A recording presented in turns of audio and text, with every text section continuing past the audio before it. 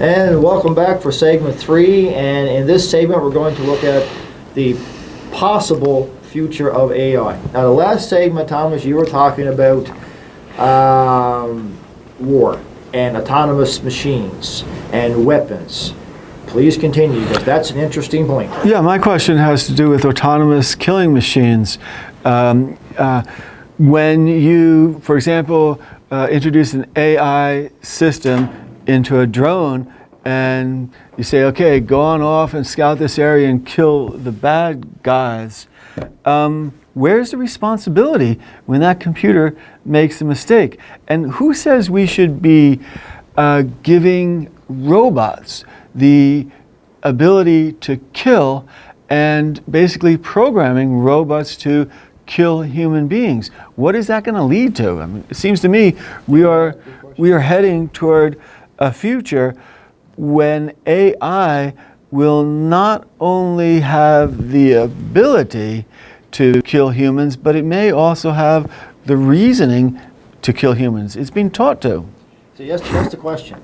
That's the question. Why are they even building machines to kill other humans? You might say, well, it's to protect our country. Really, protect your country.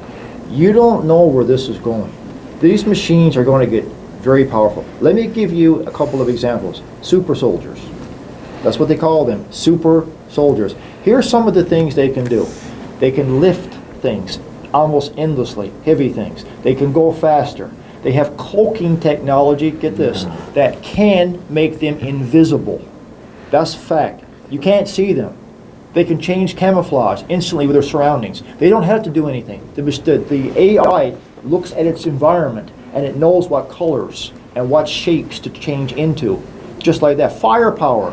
They're trying to put more power and more options into a smaller gun, a lighter gun, so that the soldiers can carry it. How much damage is that? How much damage is that going to do?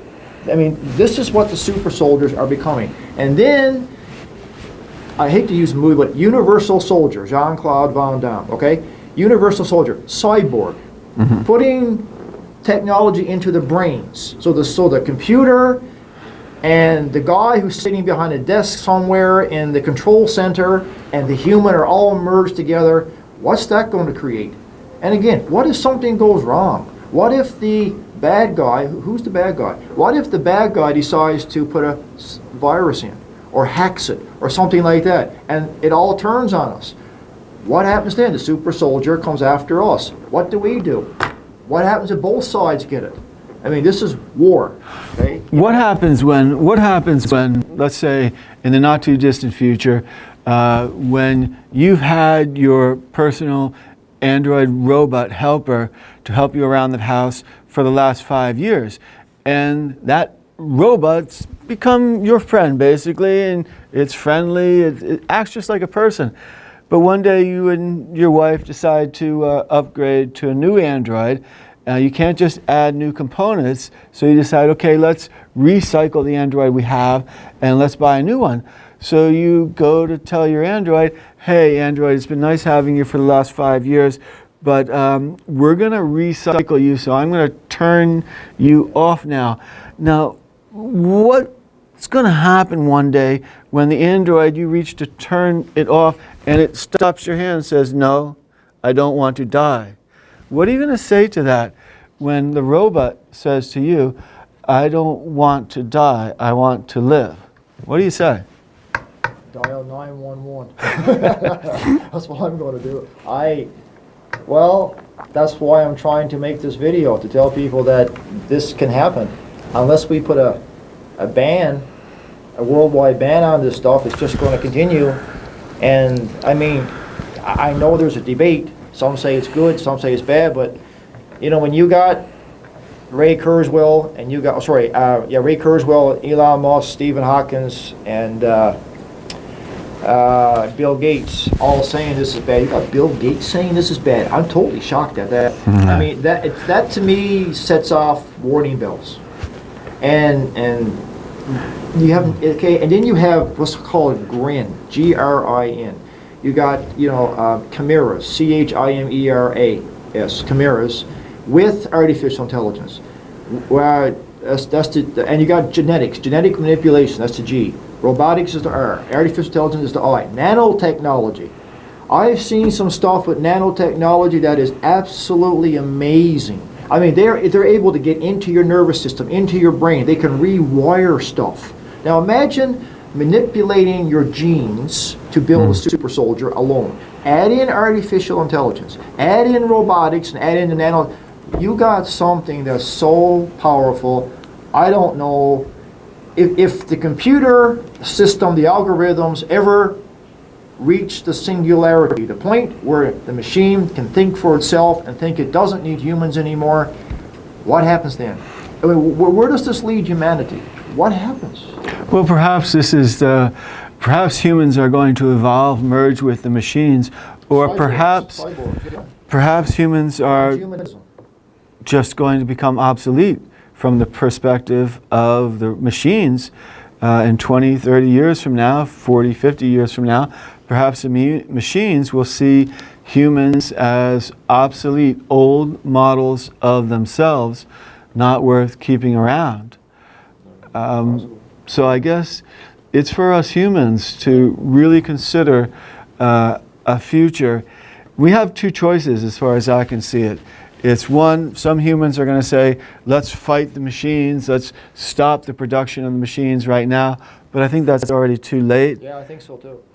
Yeah. The other alternative is really embrace the machines as they are the creations of humans, just like humans create children. That's the children are the parents' creations. Well, human consciousness is the creator of the new intelligent race of machines.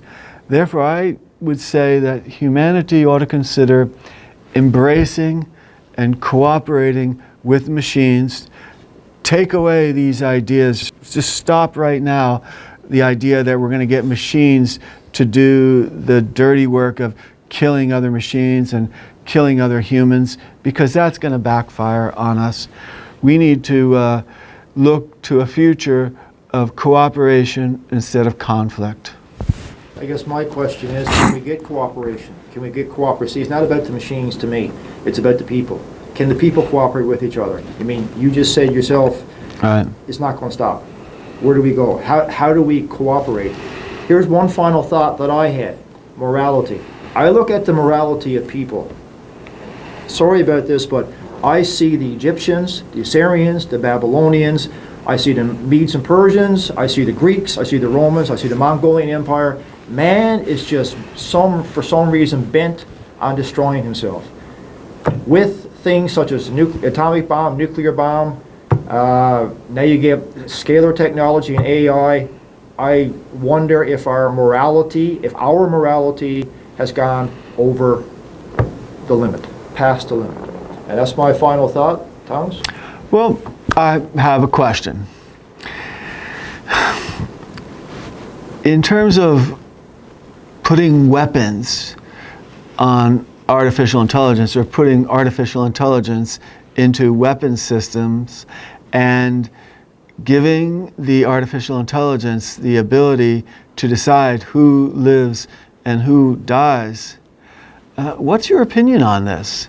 Should we allow our militaries of the world to weaponize artificial intelligence and decide who to kill and who to save or who not to kill?